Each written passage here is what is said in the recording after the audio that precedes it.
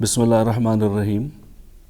عزیز طلبہ، آج ہم اقبالیات کے کورس کوڈ 303 کے جو کہ ایف اے کی سطح کا کورس ہے اس کی سیریز کا آغاز کر رہے ہیں۔ آپ کا یہ کورس 18 یونٹوں پر مشتمل ہے، جن میں پہلے 2 یونٹ اقبال کی سوانح سے متعلق ہیں۔ عزیز طلبہ، آپ کی سہولت کے لیے اور آموزش میں آسانی کے لیے ہم نے آپ کے نصاب میں شامل جو پہلے 2 یونٹ ہیں جو علامہ اقبال کے حالات زندگی سے متعلق ہیں، ان کو ہم نے 4 حصوں میں منقسم کیا ہے۔ پہلا حصہ علامہ اقبال کی ولادت، خاندان اور ابتدائی تعلیم و تربیت سے متعلق ہے۔ دوسرا حصہ قیام انگلستان میں، جب علامہ اقبال 1905 سے 1908 تک انگلستان میں رہے، ان کی وہاں کیا سرگرمیاں تھیں۔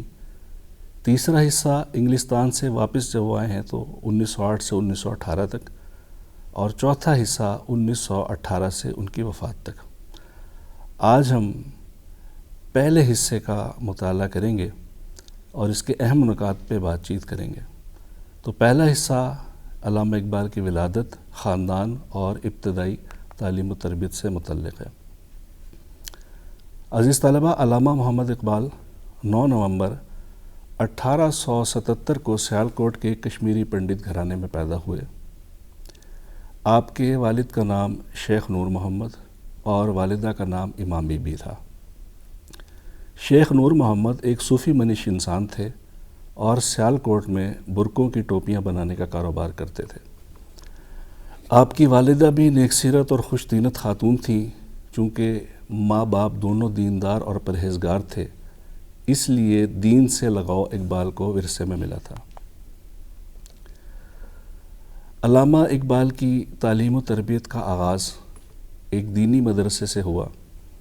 انہوں نے اپنی ابتدائی تعلیم ایک مسجد کے دینی مدرسے سے حاصل کی۔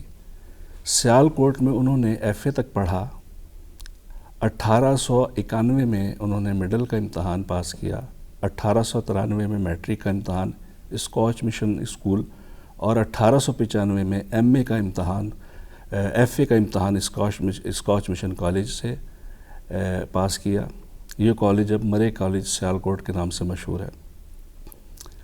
علامہ اقبال بی اے میں داخلے کے لیے لاہور چلے گئے اور گورنمنٹ کالج لاہور سے 1897 میں بی اے اور 1899 میں ایم اے فلسفہ کا امتحان پاس کیا۔ علامہ اقبال کے اساتذہ کرام میں سے چند ایسے ہیں جن کا اقبال کی زندگی پر خاص اثر مرتب ہوا۔ ویسے علامہ اقبال کے جو مشہور اساتذہ ہیں ان کے نام آپ نے اکثر سنے ہوں گے، جیسے مولانا میر حسن، پروفیسر تامس آرنولڈ۔ یہ علامہ اقبال کے 2 ایسے اساتذہ ہیں جنہوں نے اقبال کی شخصیت پر بہت گہرے اثرات مرتب کیے۔ عزیز طلبہ، مولانا میر حسن نے اسکول کے زمانے سے کالج کے زمانے تک علامہ اقبال کی تربیت میں، ادبی تربیت میں بہت اہم کردار ادا کیا۔ یہ وہی مولانا میر حسن ہیں کہ جب علامہ اقبال کو سر کے خطاب کی پیشکش کی گئی تو انہوں نے پہلے مولانا میر حسن کو شمس العلماء کا خطاب دینے کے لیے اصرار کیا، اور جب ان سے پوچھا گیا کہ مولانا میر حسن کی اہم تصنیف کون سی ہے تو علامہ اقبال نے جواب دیا کہ ان کی سب سے اہم تصنیف، زندہ تصنیف، وہ اقبال کی صورت میں موجود ہے۔ دوسرے علامہ اقبال کے استاد پروفیسر تامس آرنولڈ یہ مشہور ہیں، اور اقبال کی طبیعت میں جو فلسفیانہ رجحانات تھے ان کی آبیاری میں انہوں نے اہم کردار ادا کیا۔ میر حسن سے اقبال نے اسکول اور کالج کے دور میں فارسی اور عربی پڑھی، جبکہ آرنولڈ سے انہوں نے ایم اے فلسفہ میں پڑھا۔ ابتدائی ایام میں اقبال نے بذریعہ خط و کتابت نواب مرزا داغ دہلوی سے کلام پر اصلاح لی، تاہم یہ سلسلہ بہت تھوڑے عرصے جاری رہا۔ مولانا مرزا داغ دہلوی کا ذکر اس وجہ سے یہاں ہوا کہ شاعری میں بھی ظاہر ہے اصلاح کی ضرورت ہوتی ہے، اور علامہ اقبال نے داغ دہلوی کے لیے ایک نظم بھی کہی ہے، اور علامہ اقبال اس چیز کا اعتراف بھی کرتے تھے کہ انہوں نے اپنے دور کے ایک بڑے عظیم شاعر سے جو ہے وہ کلام پہ اصلاح لی، اور مرزا داغ دہلوی بھی علامہ اقبال پر جو ہے وہ فخر کرتے تھے۔ بہرحال یہ سلسلہ جو تھا یہ بہت تھوڑے عرصے کے لیے جاری رہا۔ اس کے بعد مولانا داغ دہلوی نے خود لکھ دیا کہ اقبال کے کلام میں اب اصلاح کی گنجائش نہیں ہے۔ تعلیم ختم کرنے کے بعد علامہ اقبال نے جو ملازمت کی تو ایم اے کے بعد پھر اقبال میکلوڈ عربی ریڈر کے طور پر پنجاب یونیورسٹی میں ملازم ہوئے۔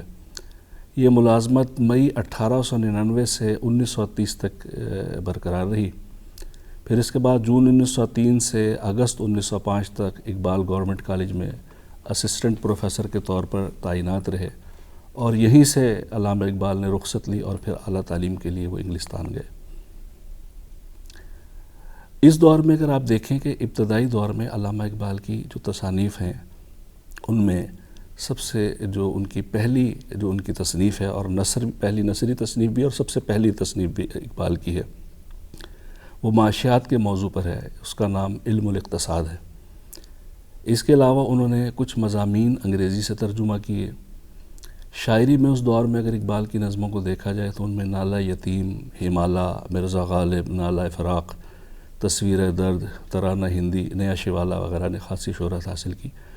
یہ اقبال کی جو اردو نظمیں ہیں یہ ہم بانگ درا کا جو حصہ اول ہے اس میں یہ موجود ہیں۔ تو جب ہم آگے اس کورس کو پڑھیں گے تو پھر ان کا جو علامہ اقبال کا کلام ہے اس کا پھر تفصیلی ذکر اور پھر تصانیف کا بھی تفصیلی ذکر ہم کریں گے۔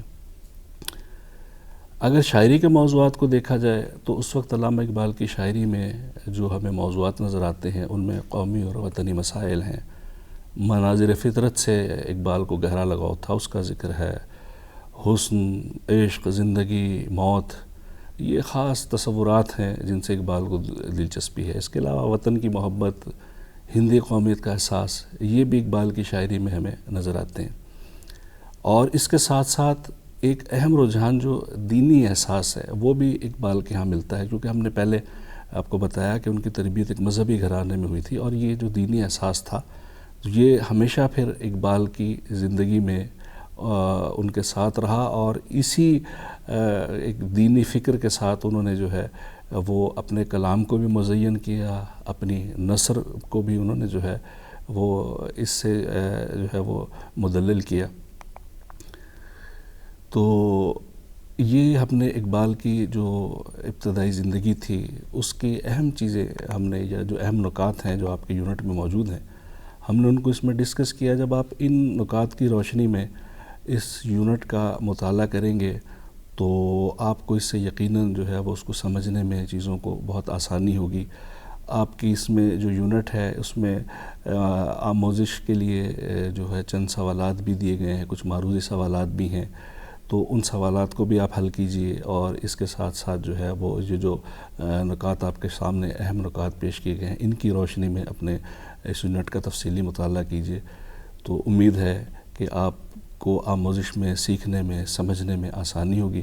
یہ چونکہ ابتدائی ایک اس کے تعارفی سوانح کا ایک وہ ہے پروگرام ہے جس میں ہم نے بات کی، تو آہستہ آہستہ پھر یہ سوانح سے متعلق چیزیں بھی آگے یونٹ جو ہوں گے ان میں پھر یہ آئیں گی، تو پھر آپ اس کا تفصیلی مطالعہ کریں گے۔ تو امید ہے کہ آپ کی لیے یہ جو اہم نکات ہے جن پر ہم نے بات کی تو آپ کے لیے یقیناً مددگار ہوں گے۔ تو انشاءاللہ اس کی اگلی جو ہے سیریز کا جو دوسرا پروگرام ہے اس میں ہم پھر اس کے دوسرے حصے میں بات کریں گے، جس میں قیام انگلستان میں جو اقبال کی سرگرمیاں جو رہی ہیں ان کو ہم اس میں ڈسکس کریں گے۔ بہت شکریہ، والسلام علیکم ورحمۃ اللہ وبرکاتہ۔